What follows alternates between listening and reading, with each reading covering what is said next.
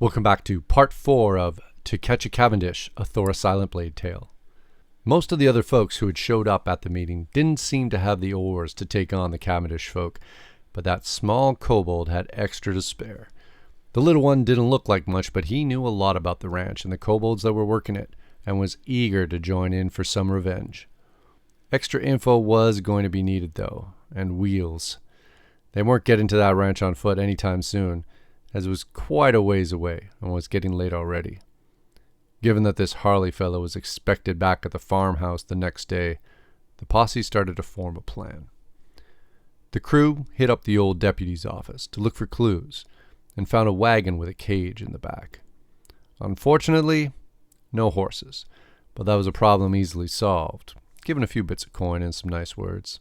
Tonight, it was time to relax, prepare, share stories, and get to know this strange group of travelers that Thora had stumbled across. The peg-legged turtle, as Thora learned they were called, was extremely hung up on these strange things called sharks. Based on the telling, they must have been like some of the creatures from the depths of the St-Cyr mountains, except in water. Thora shared stories of the great beasts of the Undermountain. It was nice to share stories like this again. The elf and the turtle proved to be good strategists as well. It wasn't long before a plan came together. Thora and the elf, who called themselves Zarek, would travel in darkness under the guidance of Munch, the eager kobold. Additionally, since one of the group had managed to contain some portion of the poison gas trap that had been used on them earlier, they would bring the canister and gas the barracks, while many of the Cavendish foot soldiers would be asleep.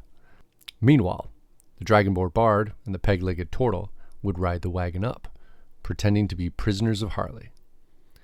It was a risky plan, splitting the party this way, but allowed the elf and Thora the best chance to do what they do best.